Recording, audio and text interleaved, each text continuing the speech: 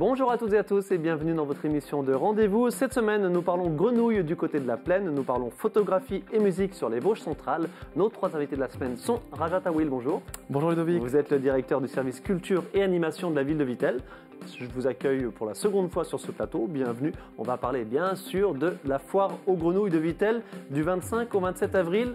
Vous êtes venu avec un invité ? Exactement, je vous présente aujourd'hui René, qui nous accompagne depuis qu'on prépare la foire aux grenouilles. Et voilà, tout est dit, la foire aux grenouilles de Vittel, on en parle en quelques instants. Pascal Ancel, bonjour. Bonjour. Vous êtes la présidente du club photo Noir et Couleur à Épinal et vous allez nous parler d'une exposition que vous proposez donc du 25 au 30 avril à la Maison du Bailly à Épinal. Rendez-vous traditionnel, on va voir quelques clichés qui seront proposés. Et enfin, Alexandre Demirjian, bonjour. Bonjour. Vous êtes membre du Floréal musical d'Épinal. Le Floréal musical, c'est bien sûr un festival de musique classique, mais pas que. On va se détailler tout cela. Ça commence le 30 avril et ça se poursuit jusqu'au 8 juin.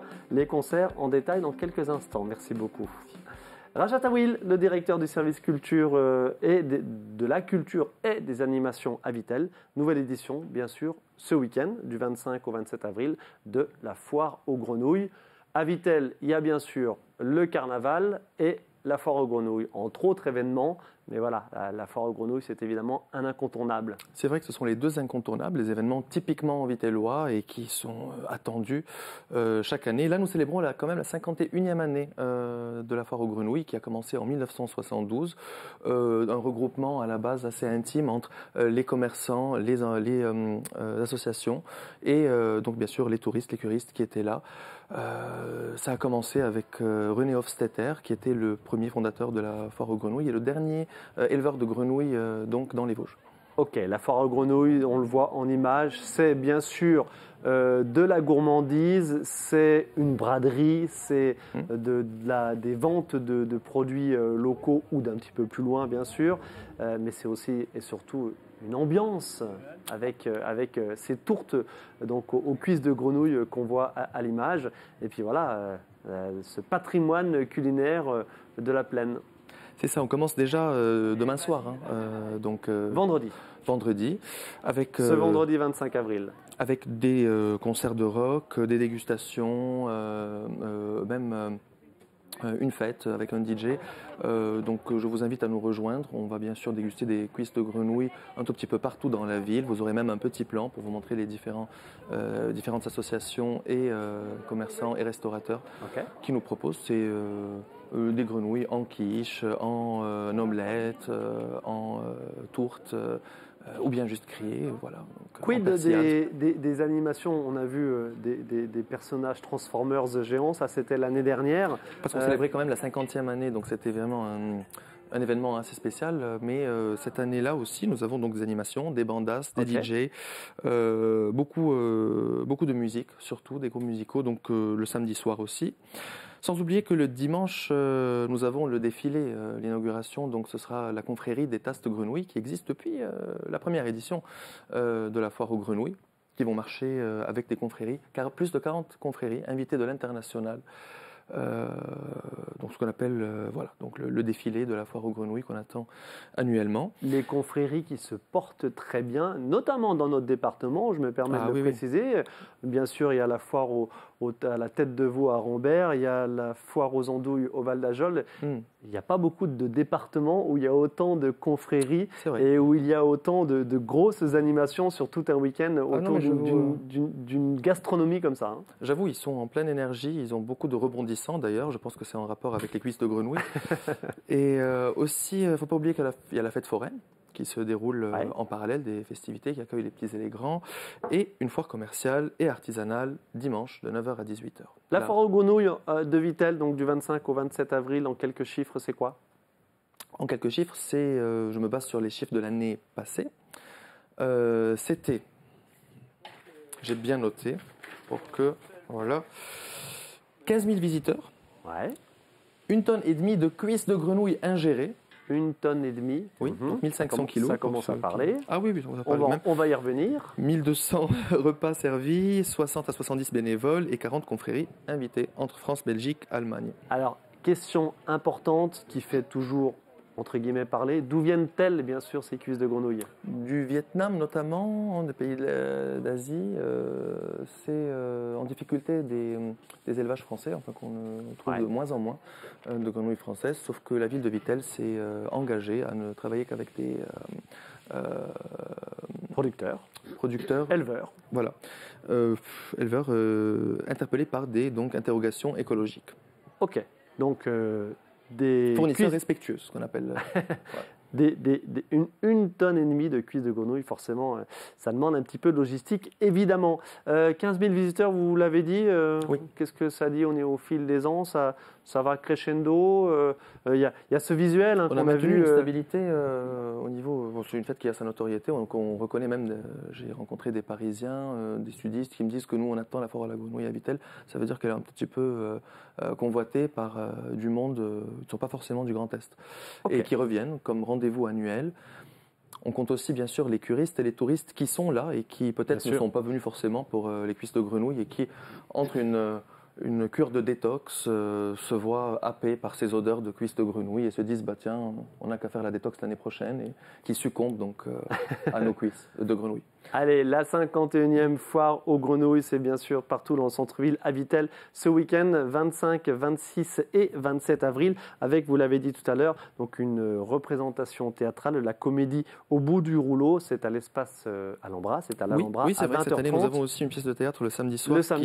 Qui fait que voilà, entre deux cuisses de grenouille ou deux petites coupes de champagne, passez voir une jolie petite pièce de théâtre, comédie musicale, qui se fait en plus, pas musicale, mais qui se fait en plus pour une bonne cause, parce que c'est pour le soutien de l'association Le Courageux Combat d'Antoine, pièce de théâtre gratuite au chapeau pour faire les dons, qu'on vous invite à être aussi nombreux. Nous aurons aussi un stand de France Addiction qui seront là aussi cette année pour faire tout ce qui est sensibilisation à toute forme d'addiction, distribution d'alcotest, de protection pour les boissons, et aussi des conseils pour les personnes qui ont une addiction très forte aux cuisses de grenouille. Une dégustation compulsive pourront venir prendre conseil. Le défilé de la confrérie Taste Grenouille, c'est à quelle heure le dimanche?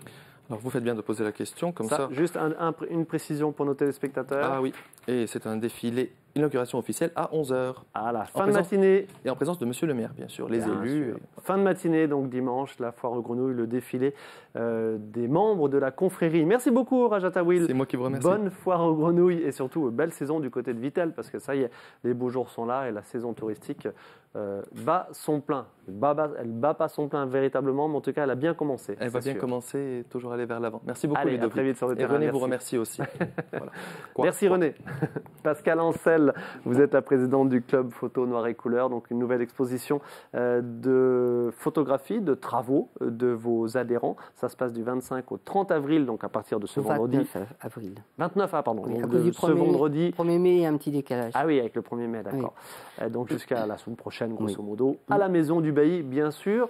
Un petit mot sur le club photo noir et couleur, club ancestral sur Épinal, club de référence sur notre département. Oui, tout à fait. Le club a été créé en 1906. L'année prochaine, il y aura 120 ans. Ouais. Quand même. Oui. Il est toujours très actif avec 51 membres. Ouais. Et il est situé au plateau de la Justice, à côté du centre social. Tous les ans, vous proposez une exposition? Deux expositions. Deux expositions. Une en avril et une au mois de novembre. Et on ne vous reçoit pas à chaque fois, donc là, c'était l'occasion. Oui. Et pour le coup, là, le thème, vous n'êtes pas allé le chercher bien loin, si je peux me permettre. Parce que le thème, c'est noir et couleur. Noir et blanc. Noir et blanc, pardon. Sinon, noir et blanc. La vanne ne marchait pas. Noir et blanc. À savoir. Oui. Pourquoi ce thème?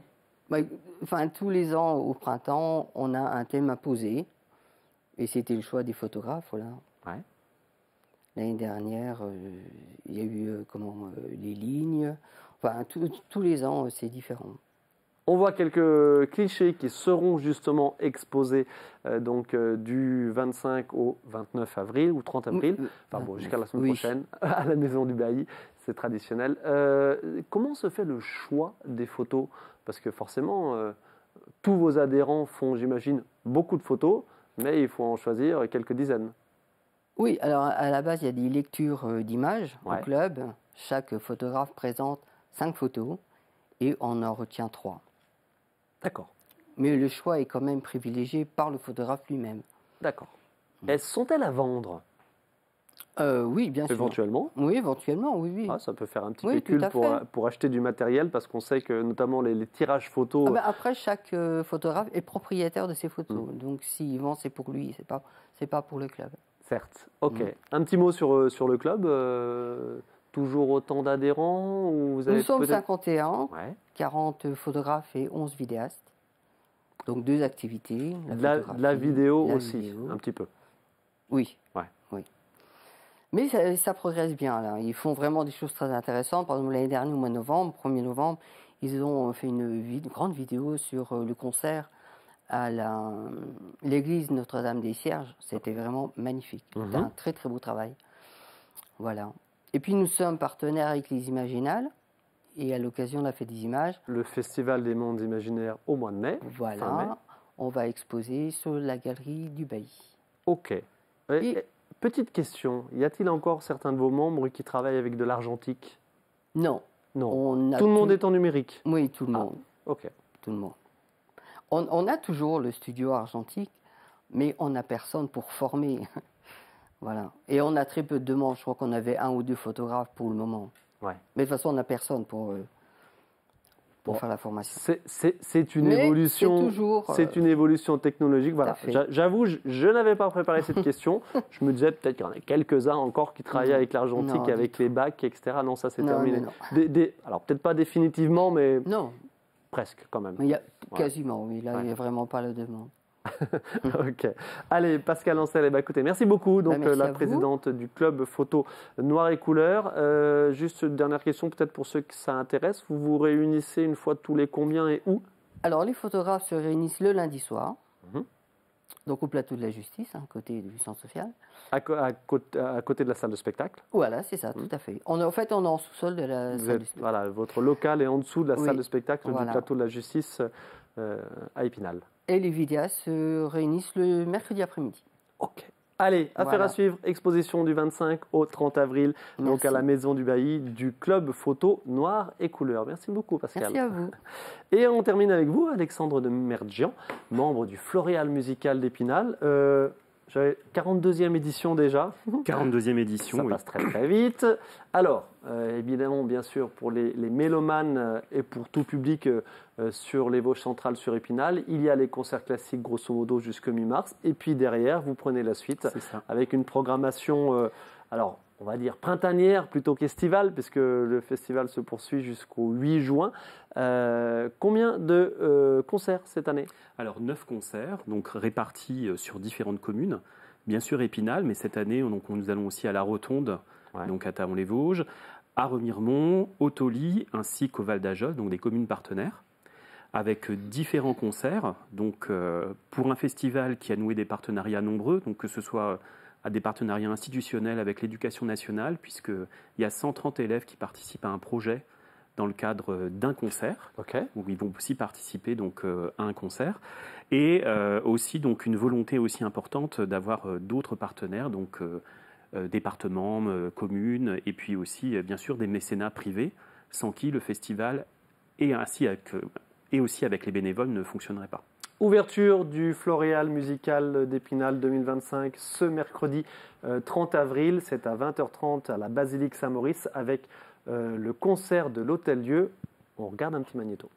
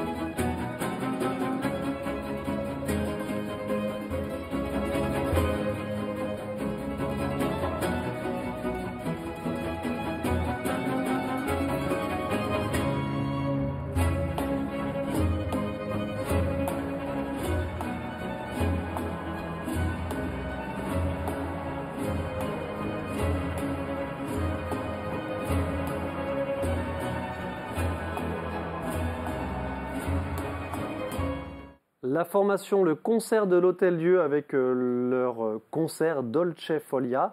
Alexandre, on est vraiment sur de la musique baroque, mais péchu, si je peux me permettre. Absolument. Hein. Donc, clavecin, violon, violoncelle, théorbe, percussion, et aussi une soprano, donc Heather Newhouse, qui sera présente et qui est exceptionnelle. C'est vraiment un concert d'ouverture magnifique pour le Floréal cette année. Alors, on va être honnête avec nos téléspectateurs et préciser que cette formation s'était déjà produite il y a 2 ans dans le cadre de la programmation des concerts classiques. Oui. Mais voilà, forcément, vu la qualité que c'est, on ne se doute pas qu'il y aura des auditeurs qui reviendront écouter donc le concert de l'Hôtel-Dieu. Allez, ça se passe le mercredi 30 avril, ouverture de saison. Il y a 5 concerts, entre guillemets, principaux, on va les citer. Donc le lundi 5 mai, direction l'auditorium de la Louvière à Épinal pour les percussions claviers de Lyon, leur spectacle, leur concert Lumière. On va voir quelques images seulement. Un petit mot sur les images, Alexandre de Mergent. Oui, donc là aussi, on est sur... il n'y a pas de souci, on est sur c'est un coup de projecteur sur la musique de grands films qui a marqué donc finalement la mémoire collective d'un large public. En fait, il nous embarque dans les univers donc des films de Tim Burton ou de Fellini avec Nino Rota. Et finalement, c'est un concert qui va associer marimba, vibraphone, xylophone et qui est hyper intéressant aussi. Et on a la bande-annonce donne bien l'ambiance musicale. Voilà, c'est quelque chose d'assez, pas ésotérique, mais un petit peu mystique. Absolument. Ok, allez, ça se passe le lundi 5 mai, donc sur la scène de la Louvière. Et on poursuit avec, j'allais dire, un classique, la Traviata. Ça sera le samedi 17 mai sur la scène de la Rotonde. Traviata, un petit mot là-dessus, et puis on regardera le magnéto. Oui, alors c'est un vrai coup de cœur. Hein. C'est une vraie performance de Judith Scelma, puisqu'elle est comédienne, chanteuse, et dans les 2 registres, elle est au top. C'est-à-dire que ce spectacle, il est magique. La Traviata, on le connaît tous, c'est quelque chose qu'on adore tous, mais là, c'est 5 chanteurs, 9 musiciens sur scène. Donc c'est quelque chose de différent, parce qu'ils sont tous musiciens, chanteurs, acteurs. Et finalement, c'est fluide, c'est spontané, le public est emballé, et ce concert a été nommé au Molière du spectacle musical en 2017. Et il est en tournée donc depuis 2017-2016 et finalement il fait salle comble à chaque fois tellement il est de qualité. Et on va préciser que c'est en partenariat avec la programmation Seine-Vosges. Oui, absolument. Donc programmation des derniers spectacles proposés par Seine-Vosges. Allez, on regarde ces dernières images. De nouveau, effectivement, on voit une mise en scène. Voilà, il y a une petite excellence. Oui. Il y a vraiment, franchement, c'est le coup de cœur parce que l'équipe est formidable, hein, que ce soit Judith Scelma, Benjamin Lazare, le metteur en scène, Florent Hubert et Paul Escobar qui sont à la direction musicale. Ils ont réécrit aussi une partie de l'opéra parce que c'est pas l'opéra classique. Ici, c'est une version qui est finalement retravaillée, modernisée et finalement un opéra qui est théâtralisé ou qui est à la fois vibrant et émotif. Allez, le samedi 17 mai, donc sur la scène de la Rotonde à 20h30, les 2 derniers des 5 concerts principaux.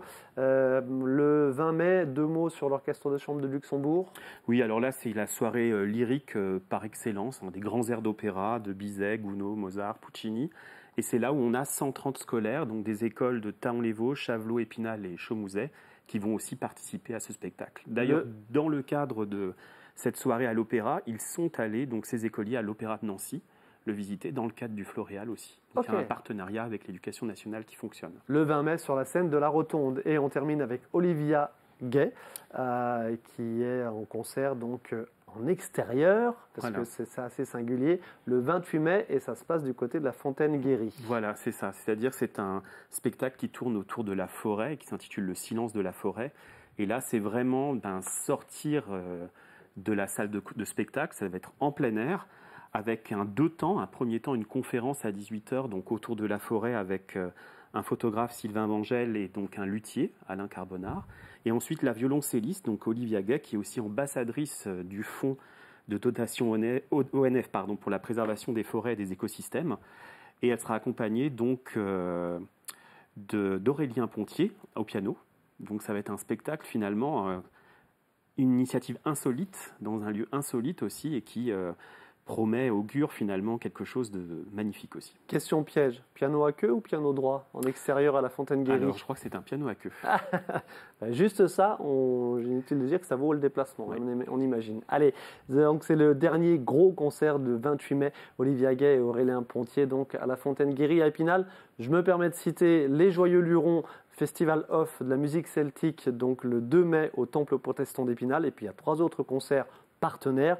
Vous avez parlé des autres communes. Le Brass Dance Orchestra le 11 mai à Remiremont.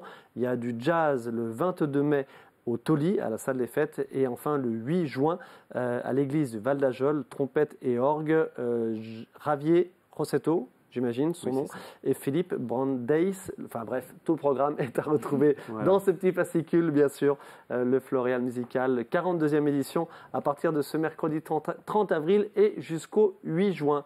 Merci beaucoup, Alexandre Demerjian. Merci de votre venue sur ce plateau pour présenter cette programmation. Pascal Ancel, bonne exposition. Donc le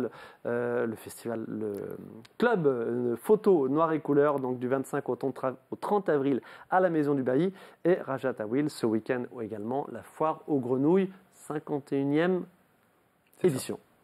Merci à tous les trois. Merci beaucoup. Merci à vous de votre attention. On se retrouve la semaine prochaine pour une nouvelle émission.